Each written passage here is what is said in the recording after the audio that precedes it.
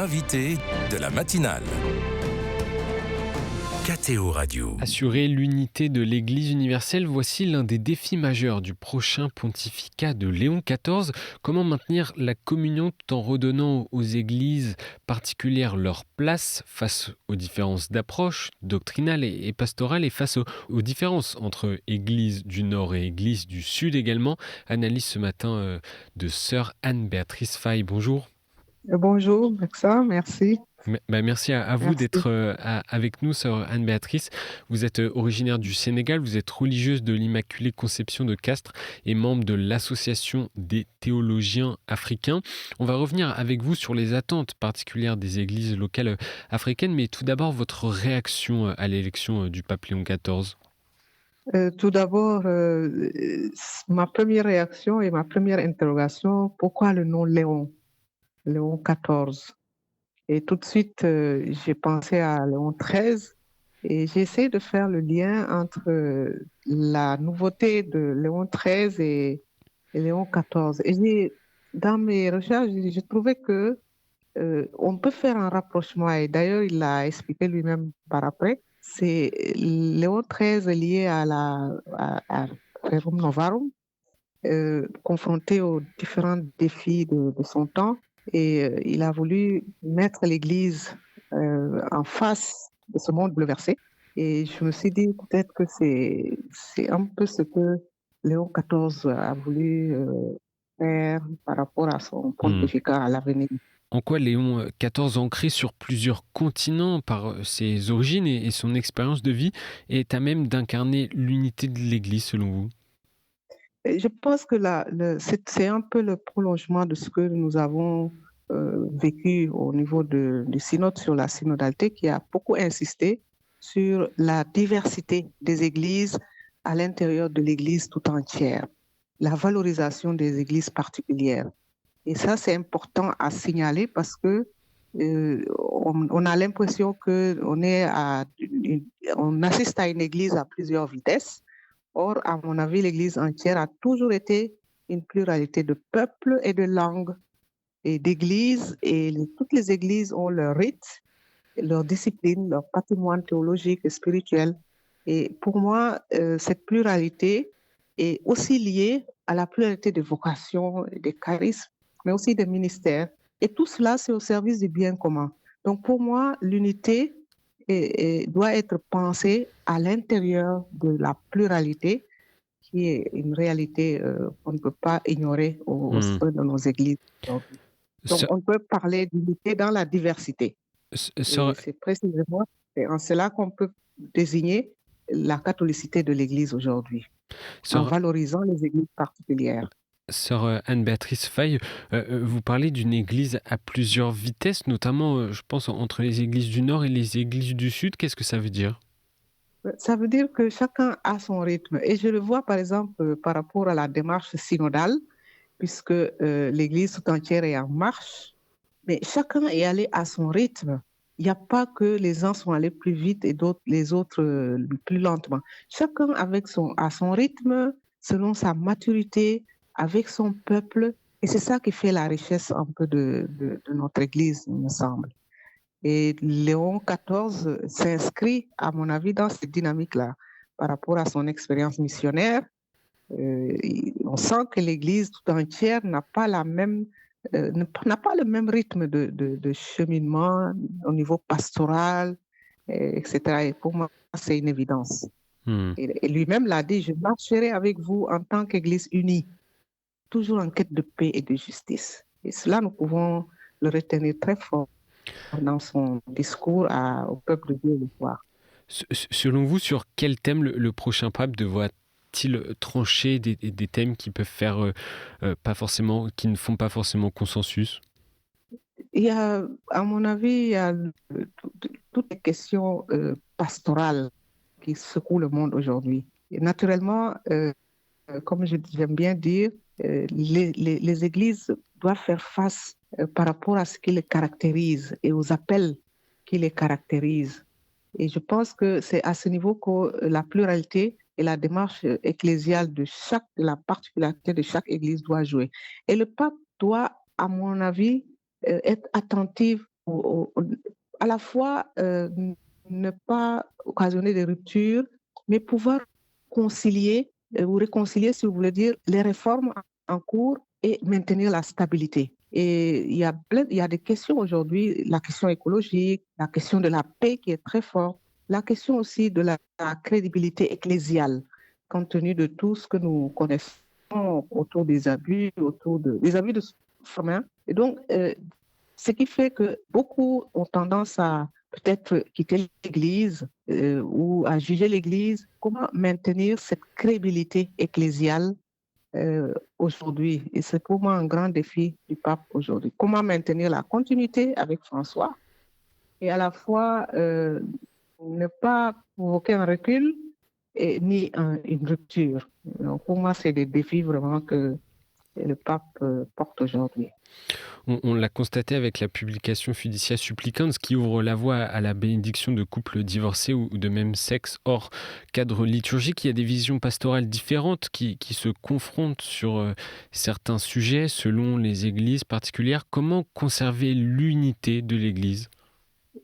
À mon avis, il faut distinguer tout ce qui relève de la pastorale et de la doctrine.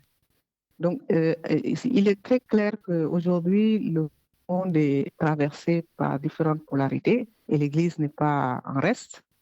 Et ces polarités, pour moi, ne devraient pas occasionner des dissensions ni des divisions dans l'Église.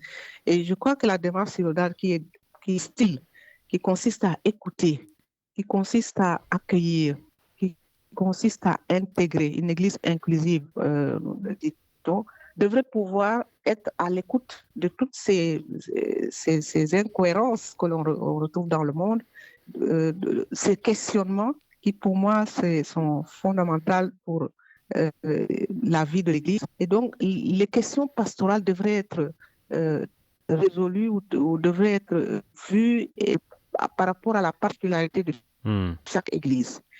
Et dans ce sens, la déclaration a suscité beaucoup de réactions au niveau du continent parce que tout simplement, c'est une question pastorale qui peut-être, à mon avis, ne touche pas tout le continent.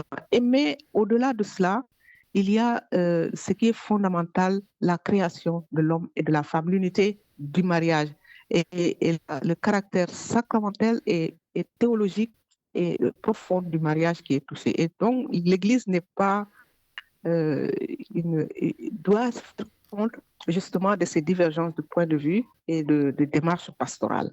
En Afrique, peut-être, on a autre chose qui interpelle davantage et dont on doit trouver aussi la manière de répondre et d'aider le peuple de Dieu à bien vivre sa foi. Je rappelle, sœur Anne-Béatrice Faye, que vous êtes membre de l'Association des théologiens africains.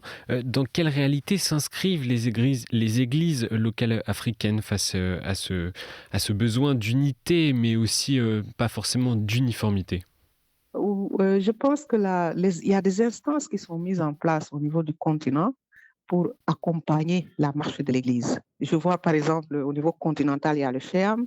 Au niveau de chaque région, il y a une organisation sous-régionale et nous venons de vivre la 5e Assemblée générale de la CERAO. La CERAO, c'est les conférences épiscopales réunies d'Afrique de l'Ouest. Parce qu'avant, il y avait le côté anglophone et le côté francophone. Ils sont parvenus à former une seule conférence et ce qui est déjà un témoignage d'unité dans une région parfois prise dans des tensions et la paix est menacée, il y a une déstabilisation totale, de pouvoir trouver un terrain d'entente pour arriver à une marche commune, étudier les questions relatives à la région et pouvoir y apporter ensemble des solutions. Pour moi, c'est un témoignage d'unité et ce qui est visible. Hein. J'ai participé un peu à quelques séances de leur rencontre et on sent une volonté vraiment de faire face à tout ce qui peut déstabiliser sur le plan politique, mais aussi d'être proche de ceux qui souffrent de ces situations d'instabilité au niveau de la région. Et pour moi, l'Église, de ce côté-là, c'est un beau témoignage d'unité hein, et à la fois de diversité aussi de chaque église. Quelles, Voilà. quelles sont leurs attentes justement de ces églises locales africaines pour le prochain pontificat du pape Léon XIV? Les attentes sont profondes, je crois qu'elles sont nombreuses. Et d'abord, être écouté et non seulement être toléré. Et être écouté dans le sens que les voies théologiques et pastorales ont quelque chose aussi à apporter à l'Église tout entière, tout en s'incarnant dans les réalités qui nous sont propres comme Africains.